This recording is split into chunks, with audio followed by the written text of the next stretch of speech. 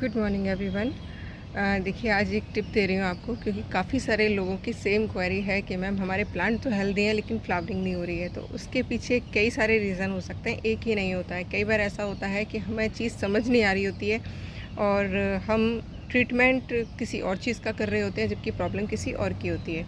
तो अभी हाल फिलहाल जो बहुत ज़्यादा क्वेरी है कि गुलाब का प्लांट हेल्दी है लेकिन फ्लावरिंग नहीं हो रही है, तो उसके पीछे एक ही रीज़न हो सकता है कि आपके यहाँ पर या तो प्रॉपर धूप नहीं मिल रही है, या प्रॉपर पानी नहीं मिल रहा है, या प्रॉपर खाद नहीं मिल रही है। ये तीनों चीज़ आपके यहाँ भरपूर है, फिर भी नहीं हो रही है। फुटाव होता है, यानी इस तरीके से रेड कलर की लीव्स निकलना स्टार्ट होती हैं और फिर वो जो टिप होती है वो ख़राब हो जाती है। उसके पीछे रीज़न होता है थ्रिप्स और स्पाइडर माइट्स। वो इतनी छोटी होती हैं, इतना महीन होता है कीड़ा कि नज़र नहीं आता है। अभी जैसे मैंने देखिए अपने गुलाब के पौधे हैं जो बहुत लंबी लंबी ब्रांचेज़ हो गई थी, उनको मैंने ऑलमोस्ट कट कर दिया है। बस एक देखिए ये लंबी सी रह गई है, क्योंकि इस पर बीज बन रहा है पीच कलर का और इस पर फ्लावरिंग हो रही है। बाकी मैंने ऑलमोस्ट सभी को फूल खिलते जा रहे हैं, मैं लंबी लंबी ब्रांचेस को छोटा करती जा रही हूँ, क्योंकि आने वाला सीज़न जो है तेज़ गर्मियों का है और तेज़ गर्मियों में भी प्लांट्स को कई बार जो मैंने देखा है कि प्रॉब्लम हो जाती है, क्योंकि मेरे यहाँ छोटे छोटे पॉट्स में हैं। ऑलमोस्ट मैंने बड़े बड़े पॉट्स में रिपोर्ट कर दिया है, बट फिर भी कुछ पौधे हैं जो छोटे पॉट में हैं, तो मैंने उनको प्रून कर दिया है। प्रून करने के बाद में एक तो आप देखिए, जब भी आप प्रून करें तो जैसे देखिए मैंने यहाँ से कट किया है, तो आप इसके ऊपर एलोवेरा का छोटा सा पीस लगा देंगे, जिससे डाईबैक ना हो। और हमेशा प्रूनिंग वाली डेट पर ही करिएगा जो कैलेंडर में प्रूनिंग के लिए डेट है। अब जैसे चूँकि 5 तारीख तक हम प्रूनिंग कर सकते हैं, तो मैंने आज ऑलमोस्ट अपने सारे पौधों की प्रूनिंग कर दी है। और एक और काम करेंगे, जैसे देखिए गुलाब के पौधे पर थ्रिप्स और माइट्स के लिए तो आपको रेगुलर स्प्रे ही करना पड़ेगा। मैं तो देखिए बायो एंजाइम का ही करती हूँ, जिसमें कड़वा नीम का भी है मेरे पास, निमोली का बना हुआ, और एलोवेरा का, दोनों का मैं टाइम टू टाइम करती रहती हूँ। लेकिन एक और प्रॉब्लम आता है स्केल का, तो उसके लिए आप क्या करेंगे, इस तरीके से टूथब्रश लेंगे और एलोवेरा का जो, या कोई भी कड़वा, नीम ऑयल भी चलेगा अगर आपके पास बायो एंजाइम नहीं है। उसके बाद आप किसी भी बर्तन में आप पानी लेंगे, जिसमें 1 लीटर में 10 ml, मिनिमम 10 ml बता रही हूँ मैं, बायो एंजाइम डालेंगे। और नीम ऑयल की क्वांटिटी उसमें लिखी हुई होती है, कितने लीटर में क्या मिलाना होता है, तो वो देख लीजिएगा। उसके बाद में आप जितने भी गुलाब के पौधे हैं ना, ब्रश को डिप करेंगे। जैसे देखिए ये मैंने ब्रश लिया है, इसको डिप करेंगे और जो भी पौधे की स्टेम है ना, पूरी स्टेम पर इस तरीके से चारों तरफ से उसको रब करके हटा देंगे। तो इससे क्या होगा, स्केल का प्रॉब्लम सबसे पहले तो हट जाएगा। स्केल क्या होता है मैं दिखा देती हूँ। ये ब्राउन कलर का आप डॉट देख रहे हैं, देखिए ये वाला, ये स्केल का प्रॉब्लम होता है। ये पूरी स्टेम को कवर कर लेता है ऊपर से लेके नीचे तक। तो नेचुरल है, पौधा अपना भोजन नहीं बना पाता है और धीरे धीरे करके मर जाता है। तो ये डॉट आपको किसी भी पौधे पर नज़र आए, इसका फ़ौरन इलाज करिए, नहीं तो ये पूरे पौधे को कवर कर लेता है। तो बस आप ब्रश की मदद से इसको इस तरीके से आप रब करेंगे बायो एंजाइम से, तो देखिए इस तरीके से ये हट जाएगा। आप देख पा रहे होंगे हट गया। तो पूरे पौधे को ब्रश से रगड़ के साफ़ कर दीजिए, तो आपके गुलाब के पौधे पे किसी भी तरीके की प्रॉब्लम होगी ख़त्म हो जाएगी। और अगर आप 2-3 दिन लगातार कर देते हैं, नुकसान कुछ भी नहीं होगा। फ़ायदा क्या होगा, थ्रिप्स है, माइट्स हैं, या फिर ये स्केल का प्रॉब्लम है, हट जाएगा और आपका प्लांट जो है फ्लावरिंग करने लग जाएगा। ये आप कड़ी पत्ते में भी कर सकते हैं, क्योंकि स्केल का प्रॉब्लम कड़ी पत्ते में भी आता है, गुलाब में भी मैंने देखा है, साइकस पाम में भी देखा है, इन तीनों पौधों में तो मैंने देखा ही है। तो आपको जिस पर भी ये नज़र आए कर लीजिएगा। सेकंड क्वेरी है कि मैम चंपा की कटिंग लगाने के बाद उस पर कितने दिन में फ्लावरिंग आ जाती है। तो देखिए चंपा नहीं, सभी पौधों की अगर आप मैच्योर ब्रांच की कटिंग लगाते हैं तो फ्लावरिंग सेम ईयर ही शुरू हो जाती है। ये मेरे चंपा के पौधे हैं जिनकी पिछले साल कटिंग लगाई थी, और यह देखिए स्टेम कितना मोटा है।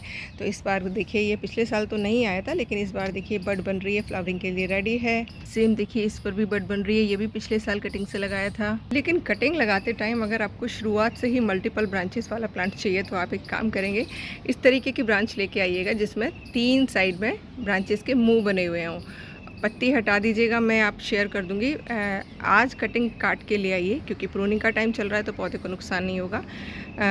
मोटा स्टेम, पतला स्टेम, दोनों तरीके के ले आइएगा। लेकिन लाइएगा कैसे, जिस पर ये मुंह बन रहे हों 2-3 है ना, तो ज़्यादा अच्छी आपके शुरुआत से ही घना पौधा हो जाएगा। नहीं तो सिंगल वाला भी ला सकते हैं। और उसके बाद उसको 3-4 दिन के लिए रख दीजिए। मैं जो करती हूँ, मैं तो रख देती हूँ साइड में, जिससे कि इसके अंदर से जो वाइट कलर का द्रव्य निकलता है वो सूख जाए। और उसके बाद नदी के रेत में लगा दीजिएगा 8 तारीख को। तो मुझे लगता है आपके रिज़ल्ट बहुत बेटर रहेंगे। बहुत ही ईजी टू ग्रो प्लांट है, ईजीली हो जाता है। मैं भी आज लेकर आती हूँ कटिंग और फिर शेयर करूँगी कैसे लगा रहे हैं। और ये देखिए, मैं हमेशा से ही आप लोगों के साथ शेयर कर रही हूँ पिछले 2-3 साल से कि बीज का हार्वेस्टिंग टाइम अगर प्रॉपर होता है तो उसके सड़ने के चांसेस ना के बराबर होते हैं। ये देखिए मेरे अपराजिता के पौधे हैं जिसमें सिंगल पेटल है, स्काई ब्लू है, पिंक है, वाइट है। जितने भी मैंने लगाए थे ऑलमोस्ट सब जर्मिनेट हो गए। ख़राब एक भी बीज नहीं हुआ है। वो बात अलग है कि मिट्टी के अंदर पड़ा हुआ है, सुरक्षित है, अभी तक ख़राब नहीं हुआ है। लेकिन मुझे किसी ने सीड दिए थे, मतलब मैंने मंगाए थे, और पिछले काफ़ी दिनों से कोई भी जर्मिनेशन नहीं था। आज फाइनली कोकोपीट को हटा कर देखा तो देखिए तीनों बीज आप देख रहे होंगे बिल्कुल सड़ गए हैं। तो ये होता है गलत टाइम पे हार्वेस्टिंग। पता नहीं क्यों समझते नहीं हैं लोग। हार्वेस्टिंग करते टाइम अगर थोड़ा सा ध्यान रख लें तो बीज देखिए सुरक्षित रह सकता है और वो औरों के काम आ सकता है। और ये मेरी विश लिस्ट का प्लान था, बट बीज देखिए ख़राब हो गया। दुख हो रहा है, बट क्या कर सकती हूँ। 3 बीज लगाए थे और तीनों सड़ गए। तो प्रभु जी, अगर आप बीज लगाने का टाइम, बीज को हार्वेस्ट करने का टाइम मैनेज कर लेते हैं तो आपके यहाँ भी बहुत सुंदर सुंदर कलर खिल सकते हैं, जैसे कि मेरे यहाँ खिल रहे हैं। और देखिए, सिर्फ फूल खिलना ही सफिशेंट नहीं होता, प्लांट का हेल्दी रहना भी बहुत ज़रूरी होता है। इसलिए प्लांट भी हेल्दी रहें, फ्लावरिंग भी अच्छी हो, इसके लिए सही समय, सही तिथियों का पालन करना बहुत ज़रूरी है, जो मैं एक्सपीरियंस कर रही हूँ, रेगुलर शेयर कर रही हूँ।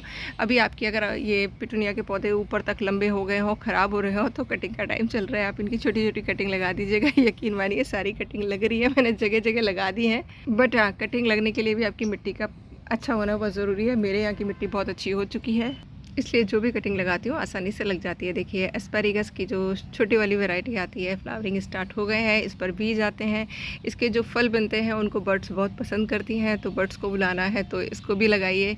और ये बहुत ही आसानी से बीज से उगने वाला पौधा है। मैंने कई सारे उगाए हैं, तो इसके बीज पकने के बाद मिट्टी में डाल दीजिए, मल्टीपल प्लांट्स रेडी हो जाएंगे, जिसको आप और लोगों को गिफ्ट दे सकते हैं। और लास्ट में एक और टिप, कई लोगों ने मुझसे पूछा था कि मैम गर्मियों के गेंदे और सर्दियों के गेंदे अलग अलग होते हैं क्या? देखो भाई, गर्मियों में जब आप शिवरात्रि आती है उस पर फूल मालाएँ लाकर मिट्टी में डाल दीजिए, तो आपको आने वाले सीज़न तक के लिए पौधे मिल जाएंगे।